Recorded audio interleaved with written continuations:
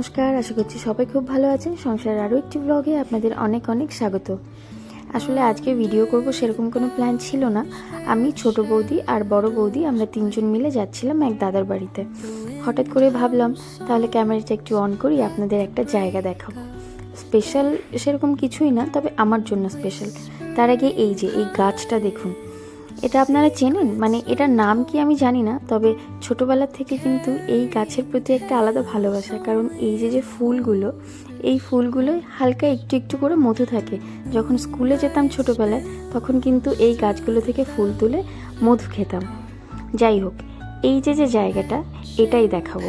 ওই যে পাশে যে একটু ঘর দেখা যাচ্ছে, ওটা হচ্ছে আমাদের রাইস মিল ছিল। সে বহু বছর আগের কথা। এখন রাইস মিল বন্ধ হয়ে গেছে, সেটা পরে বলছি। আগে ওই সামনের ফাঁকা মাঠটা দেখুন। ওই জায়গাটায় আমাদের কিছু চাষবাস করা হয়েছিল কিছুদিন আগে। তো মা তো কিছুদিন হলো বাড়িতে নেই, তাই জন্য আমি ভাবলাম গিয়ে একবার জায়গাটা দেখে আসি।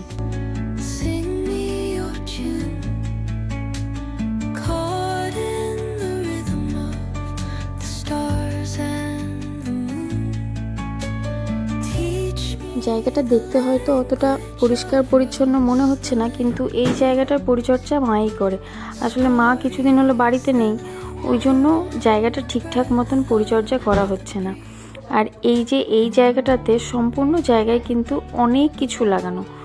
এখানে আছে লঙ্কার গাছ, তারপরে ওই পাশে আছে কুমড়ো গাছ, আলু গাছ। এই যে ওই পাশের ফাঁকা জায়গাটা, ওই ফাঁকা জায়গাটাতে আলুর চাষ করা হয়েছিল। কিছুদিন হলো আলুগুলো তুলে নেওয়া হয়েছে, ওই জন্য বেশ কিছুদিন আসা হয় না। আজকে হঠাৎ এসে দেখলাম এই যে লঙ্কা গাছগুলোতে ফুল এসেছে। আর এই যে এগুলো হচ্ছে বিনস গাছ। বিনস গাছগুলো থেকেও কিছুদিন আগে ভাই আর দাদা এসে অনেকগুলো বিনস তুলে নিয়ে গেছে। আর এখানে এই যে ছোট ছোট একটু একটু করে বিনস হয়েছে সবগুলো গাছেই।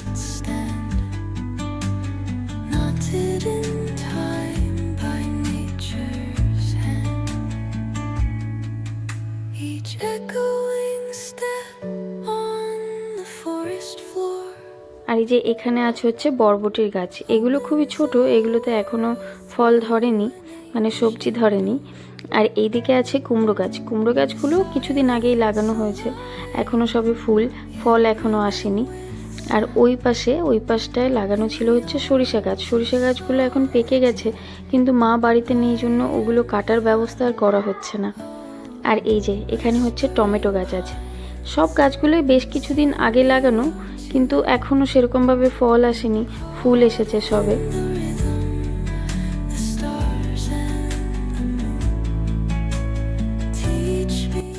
এই যে এখানে আবার দেখছি একটু টমেটোও হয়েছে ছোট ছোট।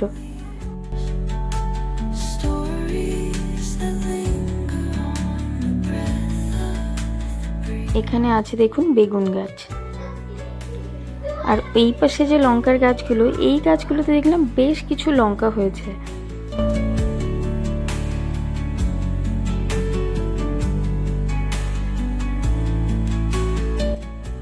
আর এই যে এই ফাঁকা জায়গাটা, তখন দেখালাম যে এই জায়গাটাতে হচ্ছে আগে আলু গাছ লাগানো ছিল। কয়েকদিন আগে এগুলো তুলে নিয়ে যাওয়া হয়েছে। আর ওই যে ওই সামনের ওই ঘরটা, এটাই হচ্ছে আগে আমাদের রাইস মিল ছিল। রাইস মিলটা এখন বন্ধ করে দেওয়া হয়েছে। আর এই যে এগুলো হচ্ছে রসুন গাছ।